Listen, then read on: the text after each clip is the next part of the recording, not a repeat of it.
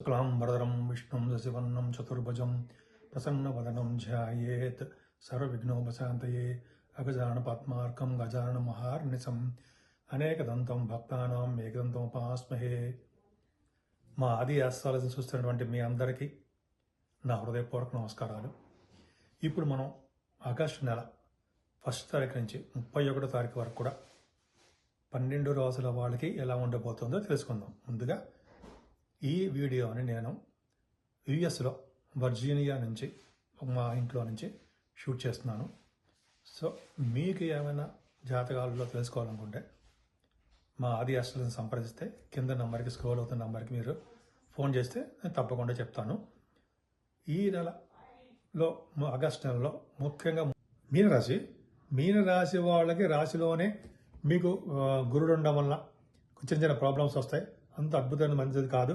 కానీ కుజుడితో కలిసినటువంటి గురుడు ఉన్నాడు కాబట్టి 3వ భావన ఉన్నారు. వల్ల బాగా ప్రయాణాలు చేయడము, మీ కొత్త కొత్త ఆలోచనల్ని డెవలప్ చేసుకోవడము, ఆచరణలో పెట్టడము, అలాగే మీరు చేస్తున్నటువంటి వృత్తిలో బాగా డెవలప్ అవడము, మీ తమ్ముడిగా బాగుండడము, శని ద్వితీయ భావన చూస్తున్నాడు కాబట్టి కొద్దిగా కష్టపడితే కానీ ధనం రాలేకపోవడము, కుటుంబంలో చిన్న చిన్న మనస్పాతులు చిన్న చిన్న ప్రాబ్లమ్స్ రావడానికి అవకాశం ఉంది. కుజుడు 4th భావంలో ఉన్నాడు. 2వ ఇంటి వాడు 4th భావంలో 27 నుంచి వస్తున్నాడు. మంచిదే. ఖచ్చితంగా విదేశీ పర్యటన చేస్తారండి. భూములు కొనుక్కుంటారు, వాహన యోగాన్ని ఇస్తాడు, గృహాలు కొనుక్కుంటారు, మీ తల్లిగారికి బాగుంటుంది, విద్యలో కూడా బాగా రాణిస్తారు. పంచమ స్థానంలో రవిబుధులు ఉన్నారు కదా. పంచమ స్థానం రవిబుధులు బ్రహ్మాండం కదండి.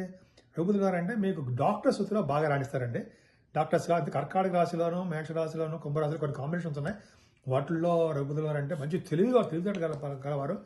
ఆపరేషన్ చేసడంలో కూడా సిద్ధహస్తులుగా ఉంటారు రవిబుధులు. అలాగే ఫైనాన్స్ సంబంధించిన వాటిలో కూడా బాగుంటారు. రవిబుధుల కాంబినేషన్ లాయర్స్ వృత్తిలో ఉన్న వాళ్ళకి చాలా అద్భుతమైన కాలం అని చెప్పచ్చు.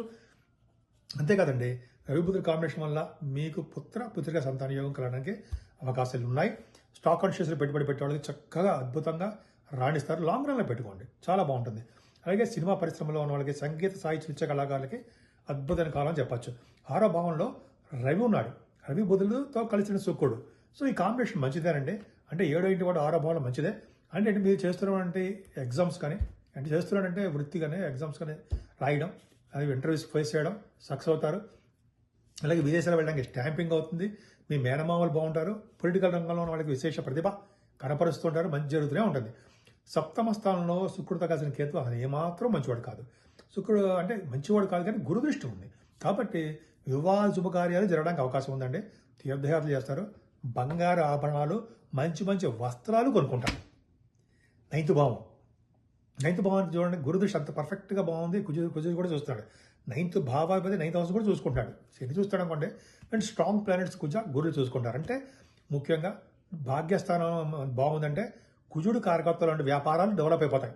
ముఖ్యంగా ల్యాండ్స్, భూ సంపద బాగా ఉంటుందండి. ల్యాండ్స్ బాగా బిజినెస్ బాగుంటుంది, గృహ సౌఖ్యం బాగుంటుంది.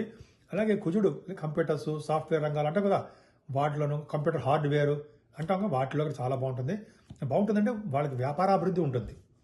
అలాగే గురుదృష్టి ఫైనాన్సు, ఎడ్యుకేషను సంస్థలో ఉన్న వాళ్ళకి, ఎడ్యుకేషన్ సంస్థలో ఉన్న వాళ్ళకి, అలాగే బంగారు ఆభరణాలు, వస్త్ర వ్యాపారులు, ఫార్మాస్యూటికల్స్ ఇవన్నీ చెప్తుంటాం కదా, ఇవన్నీ కూడా భాగ్యాభివృద్ధి బ్రహ్మాండంగా ఉందండి.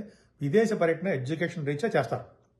అలాగే పుణ్యనదుల స్థానాలు, కాశీ వంటి క్షేత్ర దర్శనం ఖచ్చితంగా చేసుకుంటారు. కుజుడు 10వ స్థానం కూడా చూస్తాడు కదా.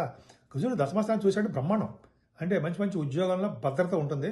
ముఖ్యంగా గవర్నమెంట్ ఆర్గనైజేషన్లో రావడానికి ఎగ్జామ్ అంటే గవర్నమెంట్ ఆర్గనైజేషన్ ఉద్యోగ అవకాశాలు ఉంటాయి. ఆల్రెడీ ఉద్యోగం చేస్తున్న వాళ్ళు కూడా మంచి ఉన్నతమైన పదవులు రావడానికి అవకాశం ఉంది. 11వ భావాన్ని గురుడు చూస్తున్నాడు.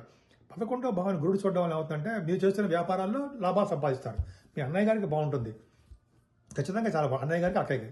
అంతేకాకుండా కంటిన్యూస్ ఫ్లో మని ఉండడము, దైవ దర్శనం చేసుకోవడము, బంధువులంటే ప్రీతి కలగడము, ఎంత బాగుందండి.